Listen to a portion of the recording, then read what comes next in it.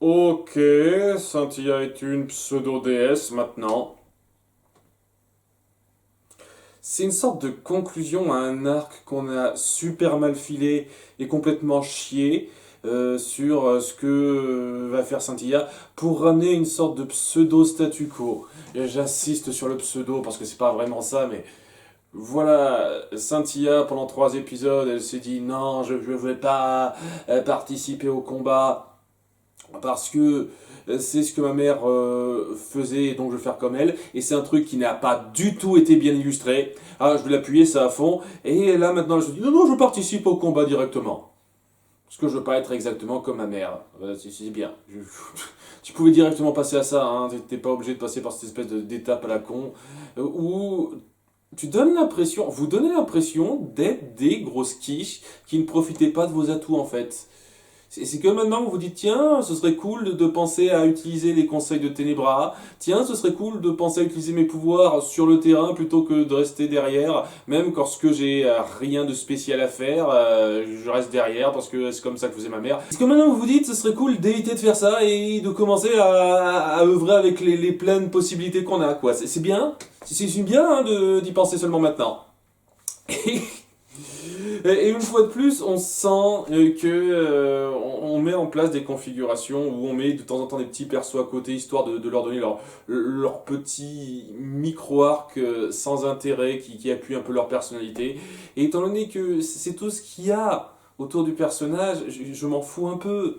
Je veux des vrais développements, je veux des vrais traits de personnalité montrés en détail qui me donnent envie de m'attacher à eux. Parce que je vais parler rapidement des deux pseudo-personnages mis un tout petit peu en avant en dehors de nos personnages principaux, c'est-à-dire Tournelle et je sais plus comment elle s'appelle, on dit pas son nom, j'ai pas envie de me faire chier à le retenir. Et si vous le dites pas dans l'épisode, je vais pas le retenir, hein, je suis désolé. Donc bref, il y a le petit couple qu'on a vu rapidement à la fin de la saison 1 et un tout petit peu dans la saison 1, quoi, et qui a son petit rôle, histoire de...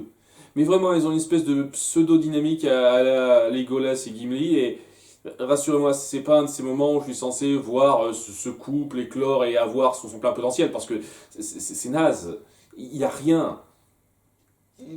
Legolas et Gimli, si je les apprécie, c'est pas juste parce qu'ils ont leur petite compétition à la ah, j'ai tué plus d'ennemis que toi. Non, c'était un petit peu plus que ça, il y avait quelque chose de plus recherché. Hein, on a essayé d'aller un petit peu plus loin que ce genre de petites considérations à la con, sans appuyer plus que ça les motivations, les désirs des personnages. Là, il n'y a rien à part leur petit jeu à la con où il y en a une qui essaie de se la péter, l'autre moins, mais à la fin elle se la pète parce qu'elle fait un tout petit peu l'héroïne et j'en ai rien à foutre quoi. Ça, c'est des personnages super. Waouh! Bien, donc on a quelque chose de très basique qui vole pas très haut et qui est chiant à résumer honnêtement. On a donc d'Oublia qui a infiltré notre groupe et à cause de ça chaque opération est un échec parce que à chaque fois on attend Shira et celle qui l'accompagne mais en règle générale c'est surtout Shira sur laquelle on se centre et donc il y a toujours un petit piège pour les attendre et ils évoluent pas. Voilà, ils se disent ah mais qu'est-ce que c'est que ce bordel, qu'est-ce que ça veut dire, il y a quelque chose qui cloche. Lors d'une opération où j'essaye un petit peu de revenir à ça, il y a Shira qui finit par activer une espèce de robot à impulsion. Apparemment, Entrapta a pas mal inspiré Hordak parce qu'il n'y avait pas ce genre de truc avant qu'Entrapta arrive, mais maintenant Hordak il est capable de créer des robots spécifiques puissants comme ça. Donc voilà, il y a un robot à impulsion qui peut créer donc des ondes de choc très puissantes. Et dans un de ces pièges, il y a Flèche d'Or qui finit par se faire blesser. Et tout le monde est un peu tristouné. Et Shira attend qu'il soit revenu à Bright Moon pour le soigner. Ah, parce qu'elle a toujours son truc, je sais utiliser la puissance de mon épée pour conjurer la lumière et guérir un petit peu, mais elle attend qu'il soit à Bright Moon. Elle le fait pas tout de suite, hein, on sait jamais, il pourrait mourir de ses blessures, ce serait une occasion à perdre. Bref, elle le fait, mais il est toujours un peu groggy, donc il participe pas, et ouais, il y a d'Oublia donc qui s'est infiltré, qui se fait passer pour une soldate, donc elle prend des risques parce qu'elle pourrait créer des incohérences. Si la vraie soldate de base revenait parler à nos héros et disait quoi, je vous ai jamais dit ça, mais non, elle le fait quand même, donc c'est pas très réfléchi de sa part, en faisant croire que il y a peut-être une possibilité, peut-être qu'il piste Shira. Et donc c'est un peu de la faute de Shira, quoi, c'est sa présence, ce qui est pas faux en plus dans un sens, mais vraiment c'est pour lui saper le moral ouais, ça aurait peut-être pu marcher s'il y avait quelque chose, mais une fois de plus, c'est pas une approche très intelligente, surtout de balancer ça comme ça en tant que perso qui existe. Je veux dire, vous pouvez pas me dire que c'est un autre personnage qu'elle a créé en plus d'Aeria, parce que on appuie un petit peu que Aeria elle n'existait pas, quoi. C'est vraiment un personnage totalement nouveau qu'elle s'est créé. Donc oui, une fois de plus, on n'a pas parlé à ses parents pour la recruter. Qui elle sert juste de pseudo-aide de camp, mais bon, elle sert pas que d'aide de camp, c'est une espionne une fois de plus. Donc ouais, enfin, c'est parce que si c'était un soldat qui n'existait pas, qu'elle a inventé de nulle part, je suis désolé, mais ce serait tout aussi con, encore plus con, quoi. Vous allez croire un soldat qu'on n'a jamais vu, et qui apparaît de nulle part comme ça. Et à ce moment-là, si elle peut prendre la forme de n'importe qui et vous le croyez comme ça, qui existerait nulle part, pourquoi elle s'est fait chier à créer le personnage d'Aeria? Je suis désolé, donc oui. Mais honnêtement, même en prenant ça en compte, je veux dire, si elle joue sur ce tableau-là en se faisant passer pour des personnages qui existent déjà, ça servait à quoi le délire avec Aeria?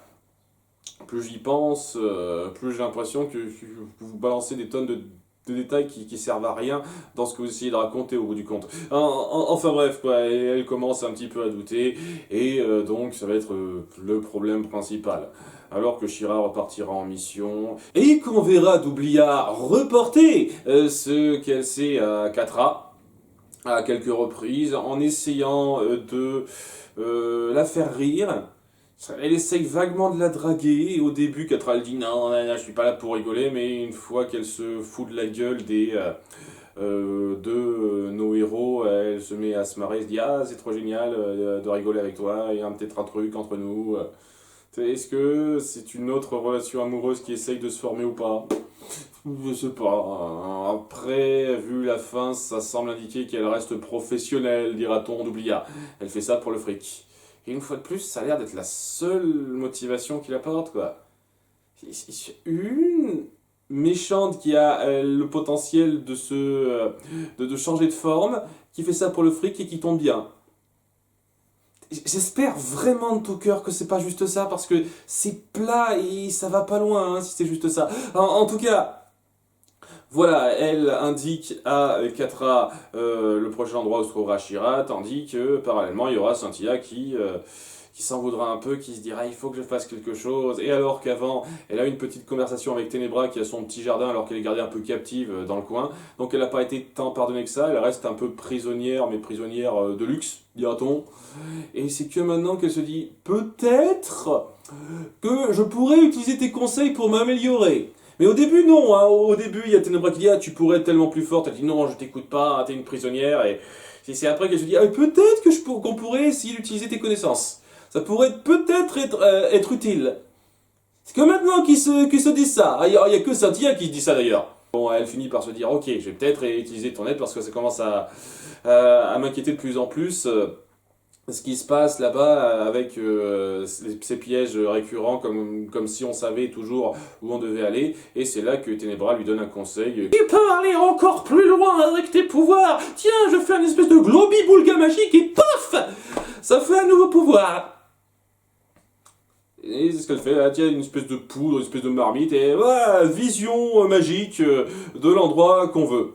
Hein, la chaudron magique, t'entends le chaudron magique, quoi. Voilà. Tu sais où se trouve Catra. Et bizarrement, c'est pas l'endroit où se dirige Shira, donc il y a encore un truc qui va pas.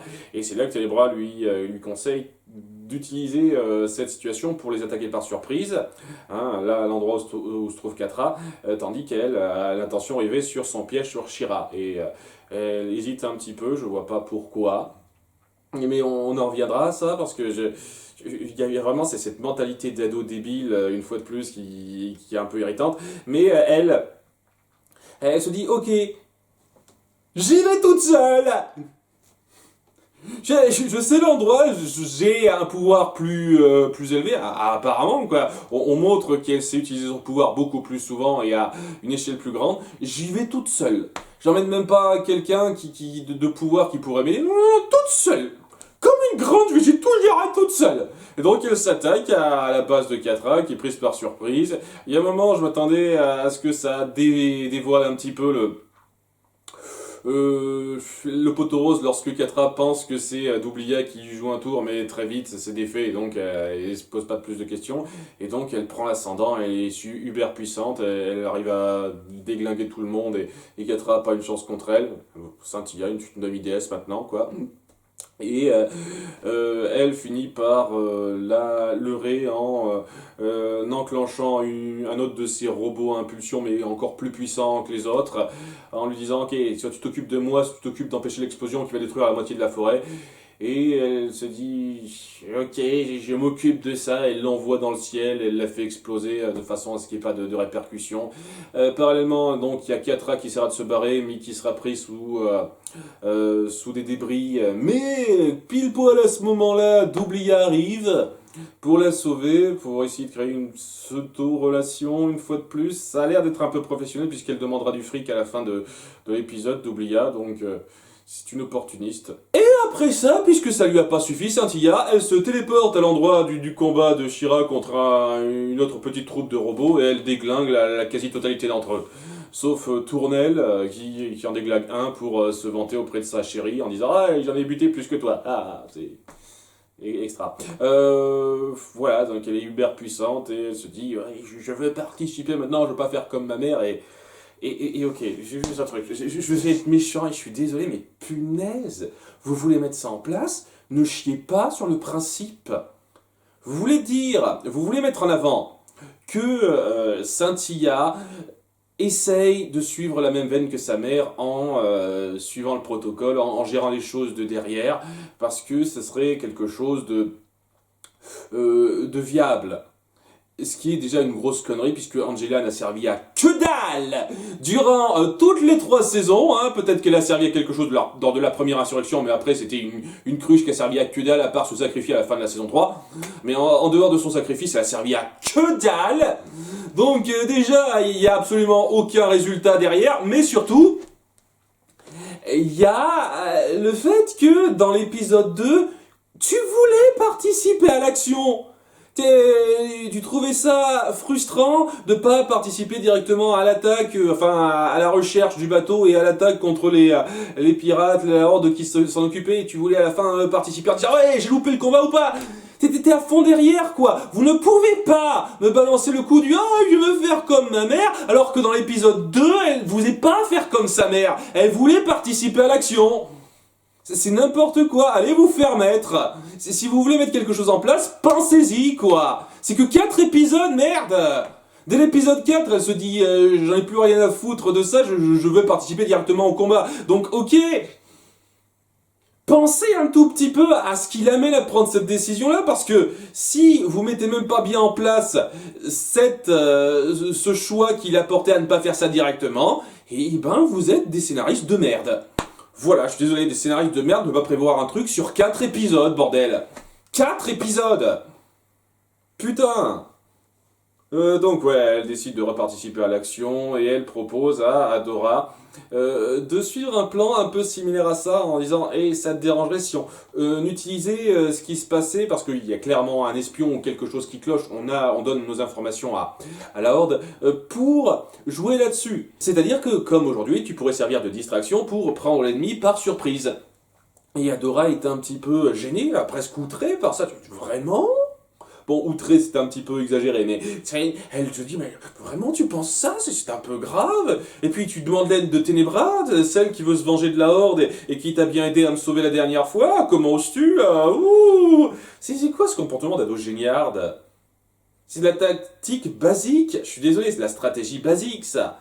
Utiliser une diversion, et puis étant donné que She-Ra est résistante, elle peut arriver à encaisser ce genre de choses, comme elle a réussi à encaisser des tonnes d'autres attaques. Le truc, c'est de faire gaffe et de se protéger. Et c'est la tactique de base, mais elle se sent un tout petit peu offensée par ça, She-Ra, et même Flèche d'Or se dit attends, t'exagères pas un petit peu, et vous êtes des merdes, c'est quoi ça? Vous êtes pas prêt à accepter un principe de stratégie simple? Parce que c'est pas tout joie tout bonheur, on se tient par la main. Allez vous faire mettre, hein, sérieusement. Et le problème que j'ai avec ça, c'est que ça semble un tout petit peu lancer quelque chose à la fin, où Catra, suite à l'attaque seule de Cynthia, parce qu'une fois de plus, elle pouvait demander de l'aide à personne, bref, elle se dit, oh, il y a peut-être quelque chose qui colle pas entre eux, on pourrait jouer là-dessus. Et il y a Doblia qui dit, je vois ce que tu veux dire, on va les mettre les uns contre les autres, et ça va être le passage de la stratégie basique numéro 1 à la stratégie basique numéro 2. Et ça essaye de lancer quelque chose comme quoi ça pourrait marcher, cette approche. Parce que nos héros sont des ados débiles. Et qui ne comprennent pas les principes d'une stratégie de base. Voilà, c'est bien. Une fois de plus, hein, ce genre de comportement, ce genre de développement de relation, ça n'aide pas une seule microseconde à me faire les apprécier plus que ça. Hein. Vraiment. Vraiment, hein, sauf si vous voulez vivre dans le monde des bisounours. Parce que oui, ça peut être grave à considérer si vous vivez dans le monde des bisounours, c'est exact. Mais je croyais qu'on vivait pas exactement dans le monde des bisounours, quoi. Donc, c'est du foutage de gueule pour moi. Non, désolé. Hein. Donc, c'est là que se conclut cet épisode, et il était tout juste correct, quoi. Il n'y a rien de très intéressant qui est mis en place. Nos personnages passent pour des crétins à mettre des plombs, à prendre des décisions qu'ils auraient dû prendre dès le début, de nouvelles stratégies adoptées, etc. On n'utilise pas Ténébra et Cynthia, quoi, elle reste dans le coin simplement pour honorer les vœux de sa mère. Seulement, on n'a même pas mis ça bien en place, donc merde. Et les espèces de pseudo-conflits qu'on essaye d'instaurer, la stratégie de Doublia, ce genre de choses, c'est basique, sans intérêt. J'ai vu ça des tonnes de fois et je dis pas, bon, j'exagère dans le sans intérêt, mais ça vole pas haut.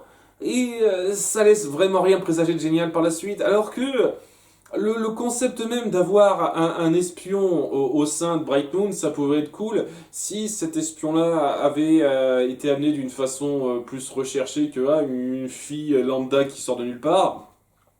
Et si il y avait des stratégies un peu plus recherchées que les trucs ultra typiques que j'ai déjà vu des tonnes de fois dans ce genre de considération, hein, de configuration, donc j'attends absolument rien de ça, hein, si c'est parti pour être ça. Donc, ok, hein, peut-être que ça me surprendra, mais je m'attends vraiment à avoir du tout juste correct par la suite, hein.